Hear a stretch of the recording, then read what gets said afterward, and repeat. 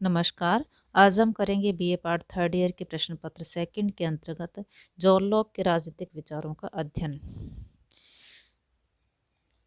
England के दूसरे महान राजनीतिक चिंतक का जन्म 1632 ईस्वी में सॉमरसेट काउंटी के थेरीगटन नामक स्थान पर हुआ। उनके पिता एक साधारण लिपिक थे, परंतु उन्होंने अपने पुत्र की उच्चतम शिक्षा का प्रबंध किया। स्कूल की शिक्षा समाप्त करने के पश्चात ऑक्सफोर्ड विश्वविद्यालय में प्रविष्ट हुए और वहां पर विज्ञान, राजनीति और धर्मशास्त्र का गहन अध्ययन किया। 1677 में जॉन लॉक का लॉर्ड सेफ्टसबरी, जो कि उदार दल के संस्थापक थे, उनसे संपर्क हुआ। लॉर्ड सेफ्टसबरी इनके राजनीतिक विचारों से इतने प्रभावित हुए कि उन्होंने जॉन लॉक को अपना निजी सचिव बना लिया और लॉक अपने जीवन पर्यंत अपने नेता के साथ ऐसे बंधे कि मृत्यु के बाद भी नहीं छूटे, क्योंकि दोनों के राजनीतिक विचार उनको आज भी बांधे हुए हैं। लॉक के राजनीतिक विचार। लॉक के जीवन और मानसिक प्रश्नों में बौद्धिकता केंद्रीय स्थान रखती है। लॉक ने राज्य के अपने रचनात्मक सिद्धांत को विकसित करने में हॉब्स की तरह मानव स्वभाव का आधार माना। यह बात। दूसरी है कि लॉक का दृष्टिकोण मानव स्वभाव के संबंध में हॉब्स के दृष्टिकोण से विपरीत था। राजा के दैवीय अधिकारों के सिद्धांत के खंडन करने के लिए उसने भी हॉब्स की तरह संविदा सिद्धांत का सहारा लिया। उसके इस सिद्धांत को समझने से पूर्व हम मानव स्वभाव, प्राकृतिक अवस्था, प्राकृतिक कानून आदि का अध्ययन करते हैं। फर्स्ट है मानव स्वभाव। लॉक ने भी हॉब्स की तरह ही मानव स्वभाव का सहारा लेकर अपने संविदा के सिद्धांत तक पहुंचने का प्रयास किया। लॉक ने मानवीय प्रकृति के विचार को अपने निबंध ऑन ह्यूमन अंडरस्टैंडिंग में विश्लेषित किया। उसने हॉब्स के विपरीत ये स्पष्ट किया है कि मानव अपने प्राकृतिक अवस्था में बौद्धिक था, क्योंकि बुद्धि ही मनुष्य की व्यक्तित्व और सामाजिक जीवन का प्रभावशाली तत्व थी। वह हॉब्स की इस बात को स्वीकार करता है कि मानवीय क्रियाओं का स्रोत मानवीय इच्छा है। इच्छित वस्तु की प्राप्ति से आनंद प्राप्त होता है और अभाव से दुखी होता है। वह हॉब्स की तरह मनुष्य को समान भी मानता है, परंतु उसके साधन और साध्य दोनों ही हॉब्स से भिन्न थे। दोनों दो अलग दिशा में चलने वाली राही हैं, जो कभी एक साथ एक स्थान पर आकर नहीं मिल सकते। उसके अनुसार मनुष्य अहंकारवादी व प्रतिस्पर्धा में झगड़ालू दुष्ट प्रवृत्ति का नहीं है। वह हॉब्स की धारणा से असहमत है। उसने व्यक्ति को समाज प्रिय, सहयोगी, प्रेम और दया का पोषक माना है। वह मानव स्वभाव की समानता में विश्वास करता है। मनुष्य ने अपने परस्पर सहयोग वाले स्वभाव के कारण प्राकृतिक अवस्था में उपलब्ध साधनों पर समान अधिकार ले रखे हैं। वह मनुष्य को मनुष्य के रूप में समान समझता है, न कि धन या शारीरिक शक्ति के आधार पर। एक विशेष बात उसके कथन से यह भी स्पष्ट होती है कि प्राकृतिक अवस्था मनुष्य का स्वभाव इतना सद्भावपूर्ण था कि उसको अपने साथियों से किसी प्रकार का झगड़ा करने की स्थिति ही नहीं आती थी। इस प्रकार कह सकते हैं कि लॉक का मानव बौद्धिक और नैतिक दृष्टि से समान है, उसे बराबर के अधिकार प्राप्त हैं। दूसरा है प्राकृतिक अवस्था। लॉक द्वारा प्रतिपादित प्राकृतिक अवस्था की अवधारणा हॉब्स की अवधारणा से भिन्न है। दोनों प्राकृतिक अवस्था की अवधारणा से चलते हैं, परंतु भिन्न दिशा में चलकर एक अलग गंतव्य पर पहुंचते हैं। हॉब्स के विपरीत लॉक की प्राकृतिक अवस्था में लोक स्वतंत्र था, परंतु स्वेच्छाचारी नहीं था। प्राकृतिक अवस्था में शांति, सद्भावना, आपसी सहयोग था। लॉक के प्राकृतिक अधिकार कर्तव्य ज्यादा हैं, परंतु यदि सब मनुष्य अपने अधिकारों को भूलकर दूसरे के अधिकारों का ख्याल रखने लगे तो उसके अधिकार उसे स्वयं ही प्राप्त हो जाएंगे। इस संदर्भ में लॉक स्वयं कहता है कि मनुष्य को दूसरे के अधिकारों पर आक्रमण नहीं करने और हानि पहुंचाने से रोका जाना चाहिए। सबको उस प्राकृतिक अवस्था को मानना चाहिए जो शांति और संपूर्ण मानवता की सुरक्षा चाहती है, और उस प्राकृतिक अवस्था को कार्यान्वित करने का अर्थ यह है कि प्रत्येक मनुष्य को यह अधिकार है कि वह व्यवस्था का उल्लंघन करने वाले को उतना दंड दे सके जितना उसका उल्लंघन रोकने के लिए आवश्यक हो। इस प्रकार देखते हैं कि प्राकृतिक अवस्था में जो कुछ भी पैदा होता है, पशु जो पृथ्वी पर पैदा होते हुए तत्वों से पलते हैं, सबके सब मनुष्यों को सामूहिक रूप से प्राप्त हैं। ये वस्तुएं मनुष्यों को उनके कल्याण और जीवन बनाए रखने के लिए प्रदत्त हैं। प्रकृति जो कुछ प्रदान करती है उससे अधिक मात्रा एक के लिए कोई भी नहीं मांग सकता है। प्राकृतिक अवस्था में न तो कोई व्यक्तिगत विशेषाधिकार है, न ही कोई सरकार। उस अवस्था में कोई भी व्यक्ति दूसरों के लिए कानून नहीं बनाता, न ही उनकी व्याख्या करता है। बच्चे कुछ हद तक माता पिता के अधीन है। माता पिता का यह प्राकृतिक कर्तव्य है कि वे अपने बच्चों को शिक्षा दें।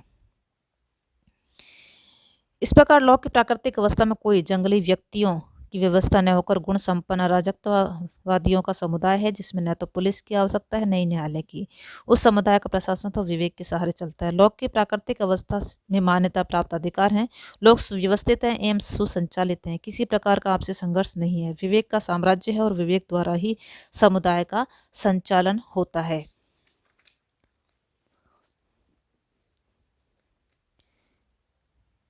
लॉ प्रत्येक व्यक्ति अपने समय का दास होता है। वह समय रूपी स्वामी से सीखता है और अपने विचारों को उसी प्रकार ढालता है। हॉब्स का मनुष्य का स्वभाव रुचिकर नहीं लगा, इसलिए वह मानव स्वभाव का एक विकृति रूप दे गया। लॉक को इसकी विपरीत प्यार, सहयोग और सच्ची मित्रता मिली, अतः वह उसकी विपरीत कभी सोच भी न सका। जीवन की घटनाओं ने और देश के राजनीतिक विकास ने भी लॉक को प्रभावित किया और वह प्राकृतिक अवस्था को शांतिपूर्ण, सहयोगमयी और मंगल भी मानता है। नेक्स्ट है प्राकृतिक कानून। वह प्राकृतिक कानून को शांति का संस्थापक और मानव जीवन का अक्षुण्ण रखने वाला बताता है। इस कानून की क्रियान्विति वह मनुष्य के हाथों में ही छोड़ता है। बताता है कि प्राकृतिक अवस्था में प्रत्येक मनुष्य को यह अधिकार प्राप्त है कि वह कानून की अवहेलना करने वाले को उचित दंड दे सके। अतः प्राकृतिक अवस्था में शासन चलाने के लिए प्राकृतिक कानून है। उसका आधार बुद्धि है। वह बुद्धि सब में समान रूप से विद्यमान है। लोक ने इसे अपने राजनीतिक दर्शन का केंद्र बिंदु बताया है। नेक्स्ट है प्राकृतिक अधिकार। लॉक का मत है कि प्राकृतिक अवस्था में कुछ प्राकृतिक अधिकार भी थे। ये अधिकार प्राकृतिक थे जो शासन की स्थापना से पूर्व प्रचलित थे। लॉक इन अधिकारों का अत्यंत आवश्यक ही समझता है। वह 3 प्रकार के प्राकृतिक अधिकारों का वर्णन करता है। फर्स्ट है जीवन का अधिकार, दूसरा स्वतंत्रता का अधिकार, तीसरा संपत्ति का अधिकार। फर्स्ट नंबर में कहता है कि मनुष्य की सबसे प्रबल आकांक्षा के रूप में अपनी आत्मरक्षा को मानता है। आत्मरक्षा ही उसके सब क्रियाकलापों को प्रेरणा देने वाला तत्व है। वह प्राकृतिक नियमों से प्राप्त बुद्धि संगत कार्यों द्वारा अपने जीवन की रक्षा करता है। लोक मनुष्य को जीवित रहने और पृथ्वी पर उपलब्ध समस्त वस्तुओं को भोगने का अधिकार प्रदान करता है। जीवन के अधिकार के बिना पशु जीवन से भी निष्कृष्ट अवस्था का रूप हमारे सामने आ जाता है। दूसरा है स्वतंत्रता के विषय में लॉक ने कहा है कि अपने अनुसार कार्य करना तथा किसी की इच्छा के अनुसार कार्य करने का बाध्य न होना प्राकृतिक अवस्था की स्वतंत्रता है। तीसरा है संपत्ति का अधिकार। लॉक द्वारा बताए गए तीनों प्राकृतिक अधिकारों से अधिक महत्वपूर्ण अधिकार संपत्ति का अधिकार है। इस संबंध में उसके विचार काफी हद तक मौलिक है। संपत्ति को वह सरकार के आगे चलने वाला अधिकार समझता है। प्राकृतिक अवस्था को त्याग कर नागरिक समाज में आने के मुख्य कारणों के विषय में वह कहता है कि अपनी जिंदगी को बनाए रखने, स्वतंत्रता और भू संपत्ति, जिसको मैं सामान्य नाम संपत्ति से पुकारता हूँ, की रक्षा हेतु नागरिक समाज में मनुष्य आया है। नेक्स्ट है संविदाय समझौता। स्वर्णमयी व मंगलकारी प्राकृतिक अवस्था से व्यक्ति राजनीतिक समाज में क्यों आया? इसके उत्तर में लॉक बताता है कि प्राकृतिक कानून जो प्राकृतिक अवस्था का निर्देशक था, कुछ न्यूनताओं से ग्रसित था।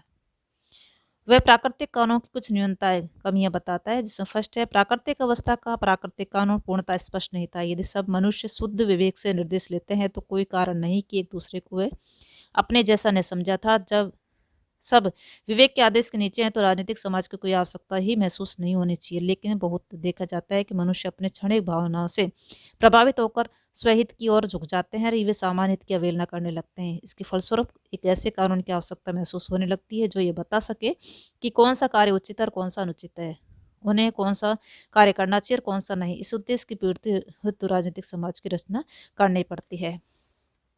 दूसरा है न्यायाधीश का अभाव। प्राकृतिक अवस्था में आपसी झगड़ों को निपटाने के लिए कोई तृतीय शक्ति नहीं है जिसका उस झगड़े में व्यक्तिगत इतना हो। बहुधा देखा जाता है कि स्वयं के कृत्यों कार्यों पर जब किसी को निर्णय का अधिकार दे दिया जाता है तो वह अपने आवेगों व बदलने की भावना से प्रभावित हो जाता है। अतः बनाए गए कानूनों को मान्यता देने और उनकी व्याख्या करने के लिए एक निष्पक्ष न्यायाधीश की आवश्यकता होती है। इस प्रकार देखते हैं कि व्यक्ति एक समझौते में सम्मिलित होते हैं और अपने दंड देने और उसके आगे झुकने के अपने अधिकार को एक ऐसे सामान्य व्यक्ति न्यायाधीश को समर्पित कर दे जो सामान्य कानूनों के अनुसार कार्य करे। और इस प्रकार प्राकृतिक अवस्था की बिगड़ी स्थिति के कारण एक राजनीतिक समाज में बड़ी तत्परता से आ गए। अतः लॉक के सामाजिक समझौते का उद्देश्य कानून और व्यवस्था स्थापित करनी है ताकि प्राकृतिक अवस्था की अनिश्चितताओं को निश्चित कानूनों और निष्पक्ष संस्थाओं में बदला जा सके। नेक्स्ट हम करेंगे समझौते से संबंधित दो विचार। यद्यपि यह तो स्पष्ट नहीं है कि लॉक दो समझौते की बात करता है, परंतु उसकी बातों से यह अवश्य स्पष्ट हो जाता है कि उसके मस्तिष्क में समाज और सरकार दो भिन्न वस्तुएं हैं। उसने समाज और शासन को अपनी दूसरी पुस्तक ट्रीटाइज ऑन सिविल गवर्नमेंट में इस बात को स्पष्ट करने का प्रयास किया है कि व्यक्ति समुदाय या जनता को अपना प्राकृतिक अधिकार समर्पित कर देता है। मतलब व्यक्ति समुदाय या समाज को अपना प्राकृतिक अधिकार समर्पित कर देता है। व्यक्ति अपने अधिकार को त्यागने के पूर्व एक शर्त लगा देता है कि वह शर्त है उसकी स्वतंत्र संपत्ति की रक्षा। इस प्रकार एक संविदा तो व्यक्तियों में आपस में हुआ जिसके परिणाम स्वरूप समुदाय का जन्म हुआ। दूसरा संविदा समुदाय और शासन के मध्य हुआ। लॉक ने कुछ कुछ ये दृष्टिकोण ग्रहण किया है, यद्यपि उसने इस दृष्टिकोण का निरूपण नहीं किया है। लॉक के समझौते में दो समझौते की झलक परिलक्षित होती है। फर्स्ट है नागरिक समाज का समझौता, जिसमें व्यक्ति आपस में मिलकर एक नागरिक समाज की स्थापना करते हैं। समझौते द्वारा प्रत्येक व्यक्ति दूसरे व्यक्ति को अपनी संपत्ति, जिसमें जीवन, स्वतंत्रता और संपत्ति की रक्षा का आश्वासन देता है। इसमें व्यक्ति अपने प्राकृतिक अधिकारों को क्रियान्वित का परित्याग करके समस्त व्यक्तियों को सामूहिक रूप से समर्पित कर देता है। इस समझौते में वह अन्य अधिकारों को अपने पास सुरक्षित रखता है। दूसरा है राजनीतिक समाज का समझौता। इस समय उपयुक्त निर्मित समाज के व्यक्ति मिलकर शासक, चाहे वह एक व्यक्ति हो या कोई व्यक्ति समूह हो, की स्थापना करते हैं। इस प्रकार राज्य संस्था का जन्म होता है। इस प्रकार नागरिक और राजनीतिक सत्ता का जन्म होता है। स्वयं लॉक ने नागरिक सत्ता और राजनीतिक सत्ता के उद्देश्यों का वर्णन करते हुए कहा है कि नागरिक सत्ता संपत्ति की रक्षा, उसका विनियमन करने के लिए दंड सहित कानूनों को बनाने और इन कानूनों के निष्पादन में सार्वजनिक हित के लिए समुदाय की शक्ति के प्रयोग करने का अधिकार है। प्राकृतिक अवस्था में नागरिक समाज में परिवर्तन अथवा प्रवेश केवल सहमति द्वारा होता है, क्योंकि प्रकृति से सभी मनुष्य स्वतंत्र, समान और स्वाधीन है। नागरिक समाज का निर्माण तब होता है जब प्रत्येक व्यक्ति दूसरे मनुष्यों से एक समुदाय में सम्मिलित होने के लिए सहमत हो जाता है। इसके लिए मौलिक संविदा पर जिसके द्वारा मनुष्य दूसरों के साथ एक समाज में निर्गमित होता है, उन सभी की व्यक्तिगत सहमति आवश्यक है जो इसमें सम्मिलित होते हैं, और कोई भी ऐसे व्यक्ति को जो समाज में सम्मिलित नहीं होना चाहते उससे बाहर छोड़ दिए जाते हैं और वे प्राकृतिक अवस्था में रहते हैं। नेक्स्ट है न्यास की कल्पना। इसी समझौते के विचार के अंतर्गत लॉक के समझौते को गहराई से देखने पर यह याद होता है कि नागरिक समाज की रचना एक समझौते से होती है, परंतु सरकार की स्थापना किसी समझौते से न होकर एक विश्वासी न्यास द्वारा होते हैं। व्यवस्थापिका सर्वोच्च शक्ति है, अतः अन्य शक्तियाँ महत्वपूर्ण, मुख्यतः कार्यपालिका उसके अधीन होनी चाहिए। उसका विचार है कि व्यवस्थापिका भी संबंधात्मक दृष्टि से ही सर्वोच्च है, उससे भी उच्च वस्तु कोई और है, वह है मनुष्य। लोक व्यवस्थापिका को विश्वासी न्यास समझता है। साधारणतः एक न्यास में 3 भागीदार होते हैं: न्यास बनाने वाला,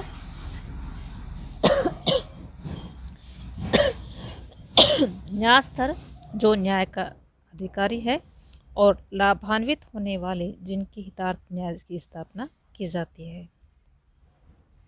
परंतु लॉक के दृष्टिकोण में उसकी सरकार रूपी न्यास में मात्र 2 ही भागीदार हैं। इस प्रकार लॉक के समझौते में से 4 बातें प्रमुख रूप से निकलती हैं।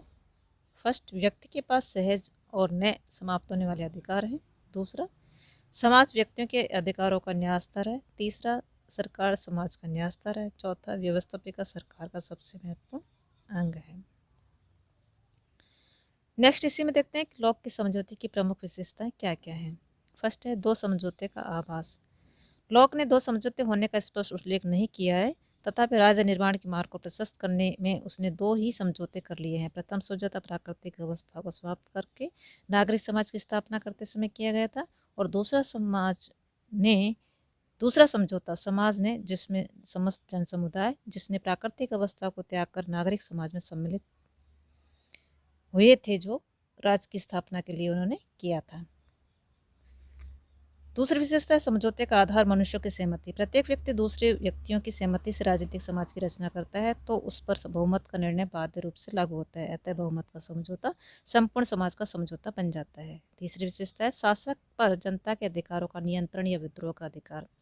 सरकार की स्थापना जनता द्वारा होती है, अतः उसी जनता को यह अधिकार है कि यदि समझौते के उद्देश्यों को पूरा करने में सफल न हो तो उसे पदच्युत कर दे। लॉक जनता को यह विद्रोह करने का अधिकार प्रदान करता है।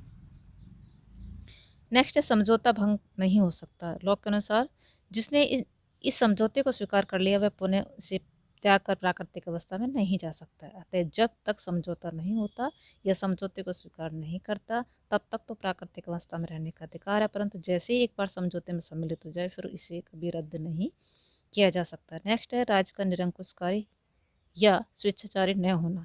लॉक की राजसत्ता का स्रोत समझौते में निहित है, अर्थात समझौता व्यक्तियों द्वारा होता है, अतः राजसत्ता का स्रोत स्वयं जनता हो जाती है। हॉब्स के समझौते में सत्ता निरंकुश होती है, जबकि लॉक के समझौते में राजसत्ता मर्यादित होती है और उसके उद्देश्य निश्चित होते हैं। नेक्स्ट, कुछ अधिकारों का समझौते के बाहर हो रहना है। इस समझौते के समय लोग अपने संपूर्ण अधिकारों का परित्याग नहीं करते, बल्कि कुछ अधिकार अपने पास रख लेते हैं। नेक्स्ट है राज कल्याण का साधन। राज्य जन कल्याण का साधन। उसके समझौते से स्पष्ट लगता है कि राज्य की सत्ता जनता के लिए है, न कि जनता राज्य के लिए। लॉक बार बार इसी बात पर बल देता है कि समुदाय की भलाई सरकार का लक्ष्य है। नेक्स्ट, दूसरे समझौते में शासक समझौते में भागीदार। दूसरे समझौते में शासक के शासक वर्ग का जन्म होता है। हॉब्स के समझौते के विपरीत शासक या शासक वर्ग एक भागीदार के रूप में सम्मिलित होता है या होते हैं, अतः जो शर्तें समझौते में रखी गई हैं वे उस पर लागू होती हैं। नेक्स्ट विशेषता है मनुष्यों के अधिकारों की रक्षा का दायित्व नागरिक समाज पर। व्यक्ति नागरिक समझौते के फलस्वरूप अपने प्राकृतिक अवस्था में प्राप्त अधिकार नागरिक समाज को दे देता है। ऐसा करने में उनकी यह भी शर्त है कि समाज उनकी सुरक्षा सामूहिक हित का ध्यान रखते हुए करेगा। इस प्रकार देखा जाता है कि लॉक की संविधा हॉब्स की संविधा के बजाय रूसो की संविधा के अधिक समीप है। लॉक और रूसो दोनों ही ये स्वीकार करते हैं कि समझौते में सम्मिलित होने पर जनता के सर्वोच्च अधिकारों में कोई भी कमी नहीं आती। थैंक्स, आज के लिए इतना ही।